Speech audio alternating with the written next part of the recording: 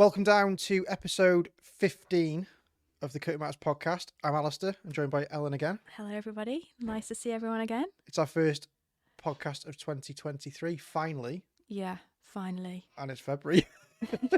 It has been manic, though. Yeah, It's been so crazy since we got back. Just waiting for like a down point where we can just sit down and talk about all the craziness. yeah. Well, I've been off for a couple of weeks with paternity, so that is, That feels like a lifetime ago I as know, well. it feels like I've been back ages now. Yeah. But today we are going to talk to you about packaging, because our machines, especially the flatbeds and the F mark that we've got, they're not just for cutting vinyl for stickers and signage.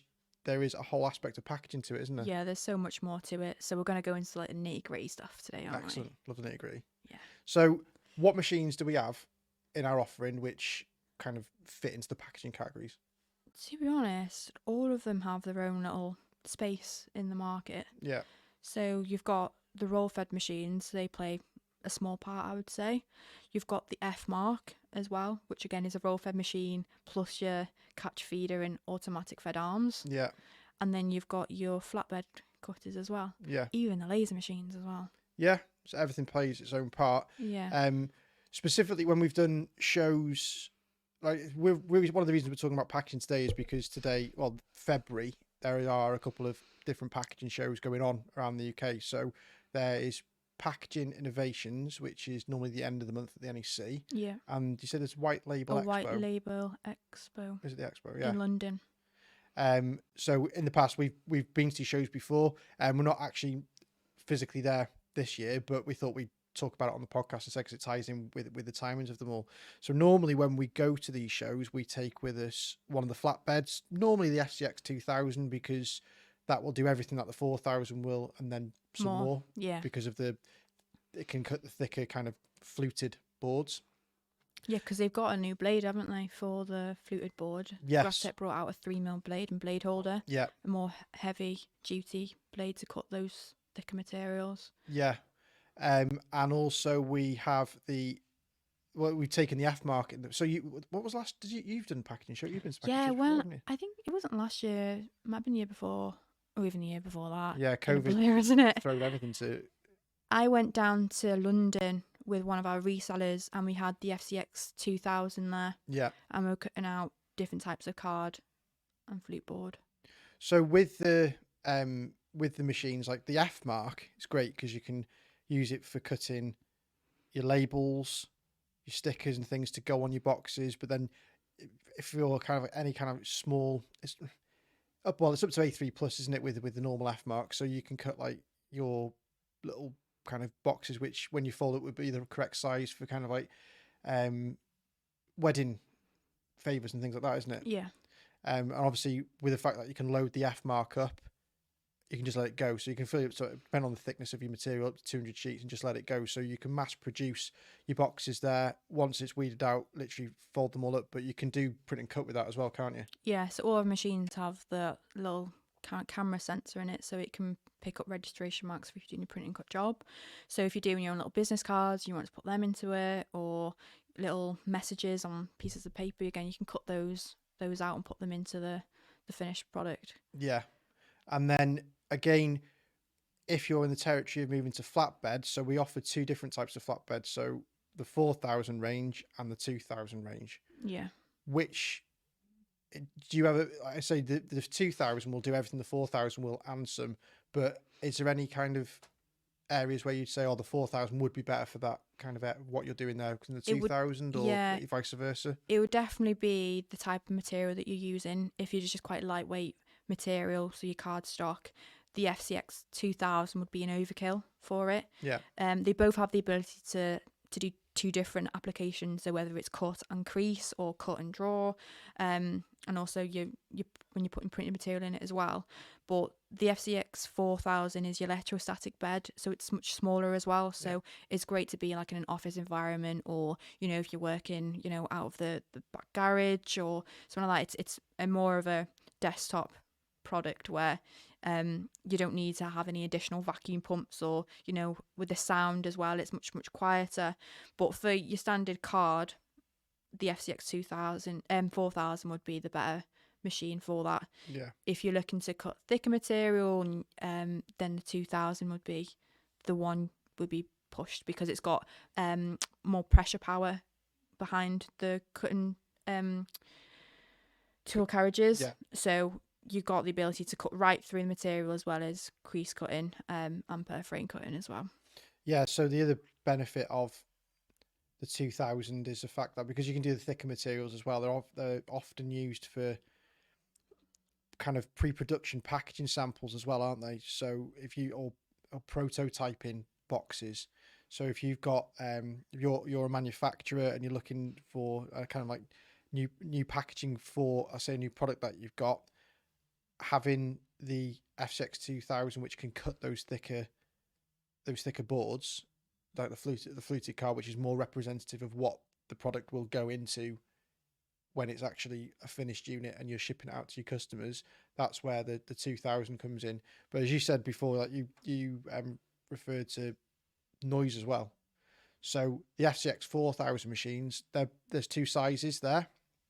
And they're both electrostatic beds, aren't they? Yeah. So if you're like in an office environment, they can be desktop machines, but because the bed is electrostatic, there is no noise when you turn that on. That holds the media down, is there? No. Whereas the FCX 2000, there's three sizes.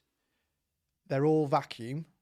There is an electrostatic option in the 120, but mainly people who are buying that machine are choosing the vacuum system, aren't they? Yeah. But the vacuum pump, I'm not gonna lie, isn't a quiet thing, is it? So you wouldn't want that in your office No. all day, every day. You want that in like a proper manufacturing facility, really. That's just geared up for that kind of thing, isn't it? Yeah. Yeah. We also have, like, with the F mark being the sheet feeder machine, we also Silhouette.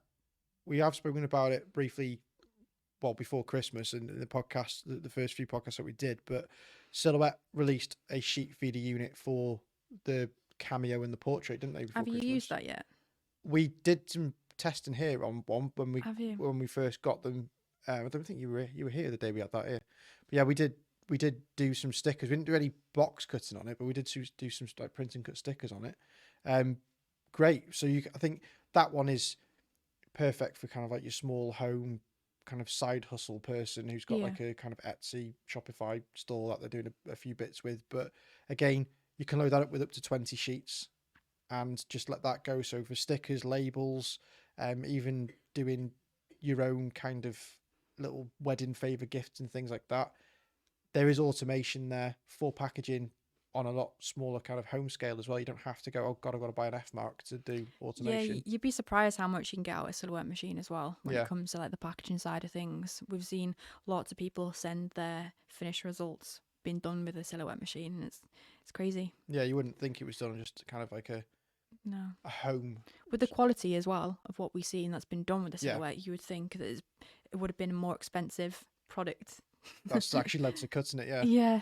And then we have a little bit of a special product, Yeah. which you're flying off to Holland tomorrow to go and get some further training on, aren't you? Yeah, really excited. I'm going to let you explain this one. Okay, so there is a digital label cutter that Graphtec have had for a couple of years. I think we've had a machine here for a couple of years anyway, but it's only recently that this project's taken off.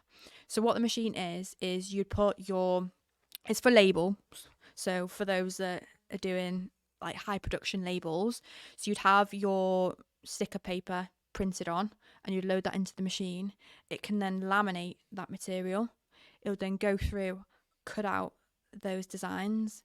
It'll then go through again, then it'll deweed, and then it'll go through again, and then it will re-roll onto another spool. So it goes in as just the raw printed media, and it comes out as a laminated cut on a completely finished package on the other end of it. Yeah. Full on production line, but in one machine. Yeah.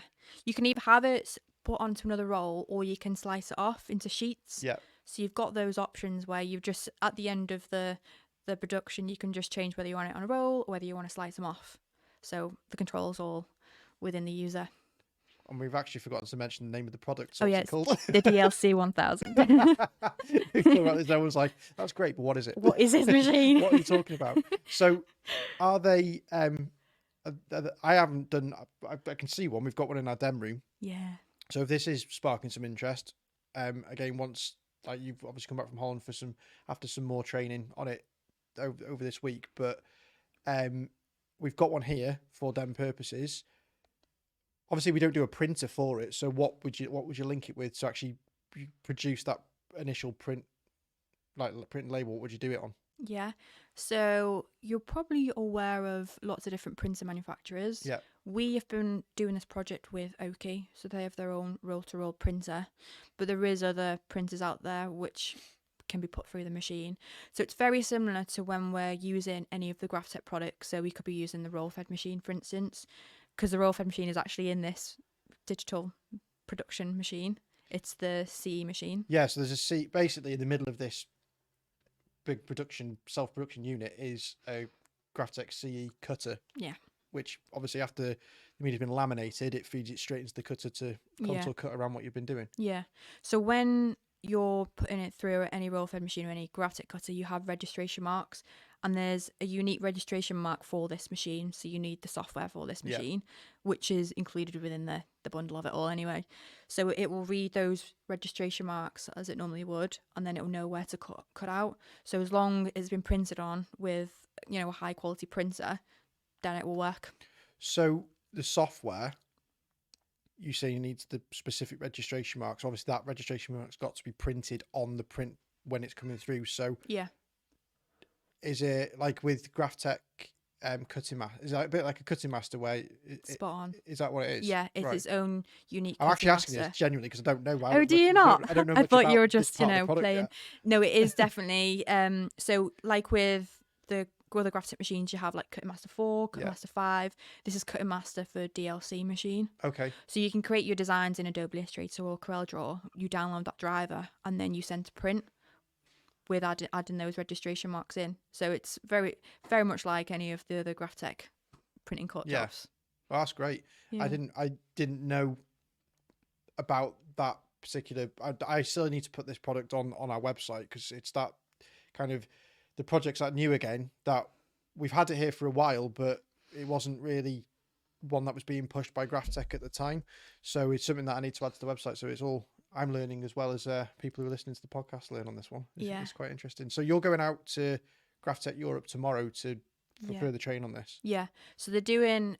We had one of the Graphtec representatives that came here a couple of months ago, and we spoke to him about this idea and the project that we've been working on. So they're doing some further training for us on the machine. Okay. So that's going ahead. Engineers are there today, and then I'm going out there tomorrow for some one-to-one marketing, sales, and technical training. Cool. You can relate back to me. Yeah. Feed me in for some more information. Of course I will. Yes, I'm excited for that. It'd be good to actually go and see Graphtec as well and all. You've not been out there before, have you? No. I've not been out to Graphtec Europe's main office yet. I need to do that. I need to go out to Graphtec Corp in Japan as well. That'd be quite nice. That'd be a good trip. Although the food scares me. I'm not a good seafood person, and I eat a lot of seafood in Japan. Yeah, I don't think I am either, actually. I love prawns, but that's as wide as exotic you get with seafood. Yeah. Right, so we obviously the first part of the podcast we've been talking about the Graphtec machines that are suited to packaging. Now we're going to talk to you a little bit about the lasers from like WID, about how they're suitable for the packaging. Alan's got a burning question, so go on. Yeah. me. I was just going to ask you a question because probably people that are listening, they're probably thinking it as well. When you think of packaging, what comes to mind? Because everyone would think of maybe like your boxes, paper, card, that sort of thing. But there's other types of packaging that you can do as well. So like cutting out your fabrics for like different types of packaging that way. Okay. So when you think of packaging, like what springs to mind?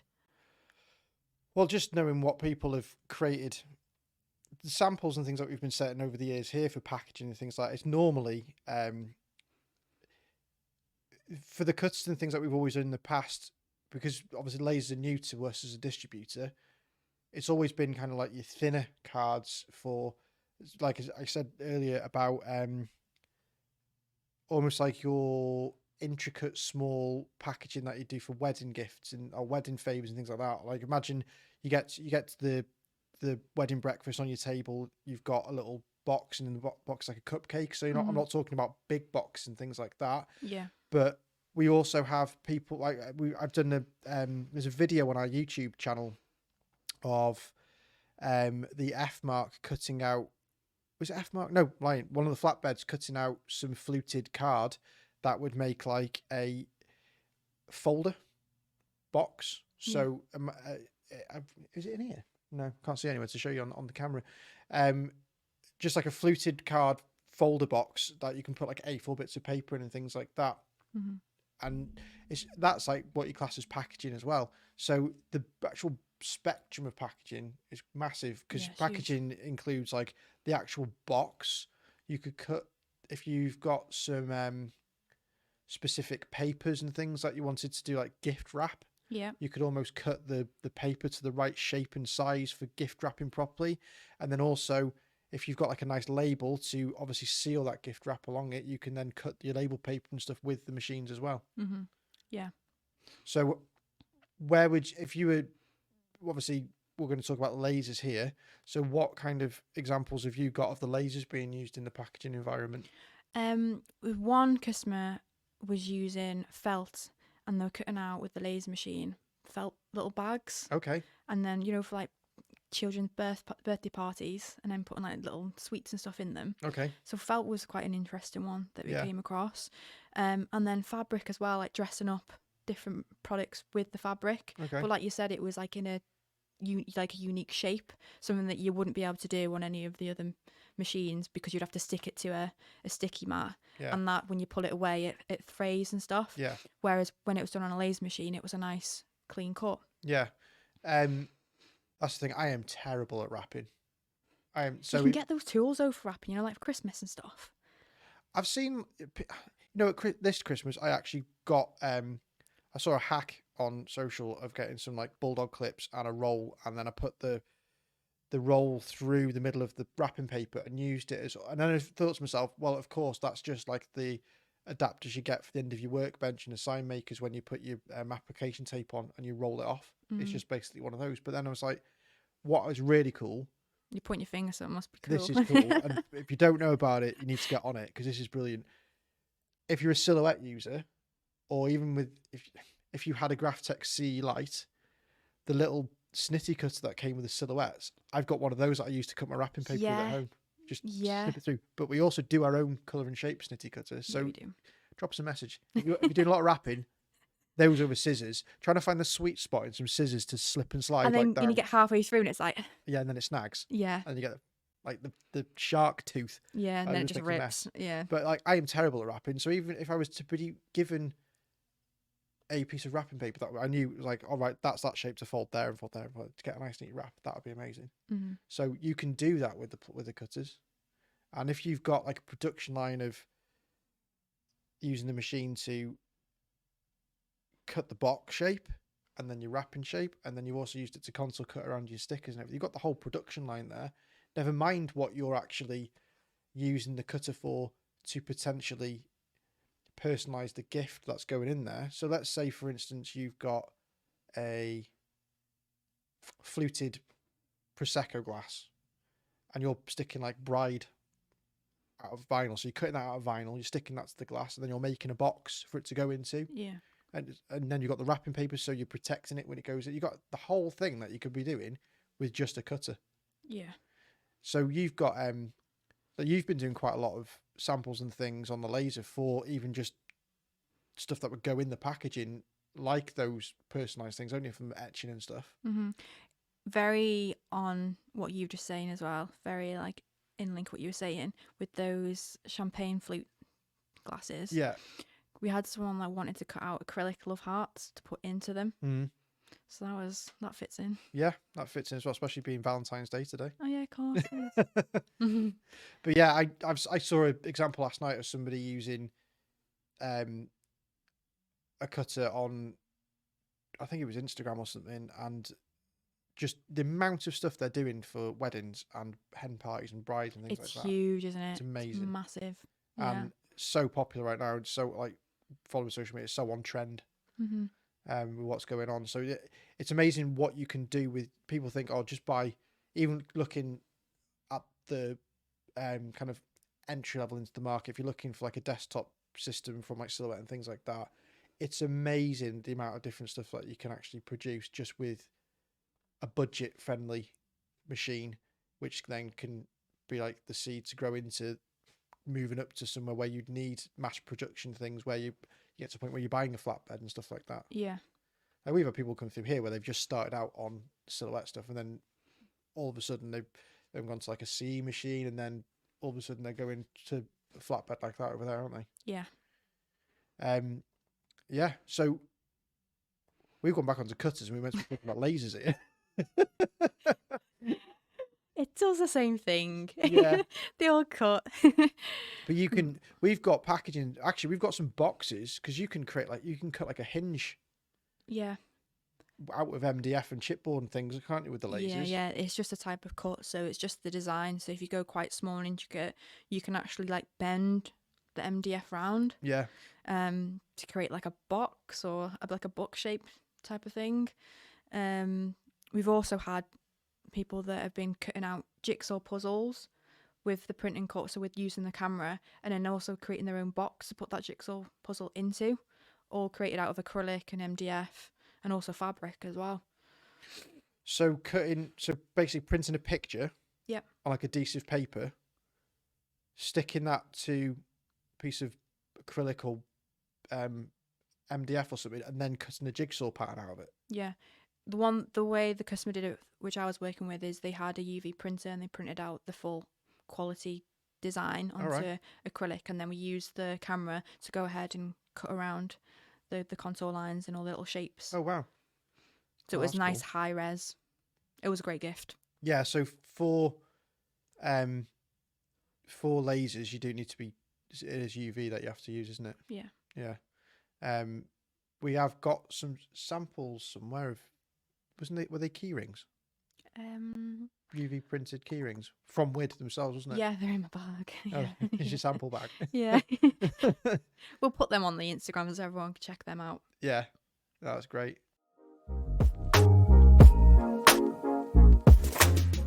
Thanks for tuning in on today's Cutting Masters podcast. If you are listening on YouTube, don't forget to subscribe. Please do get involved by liking, commenting. I'll see you all next week.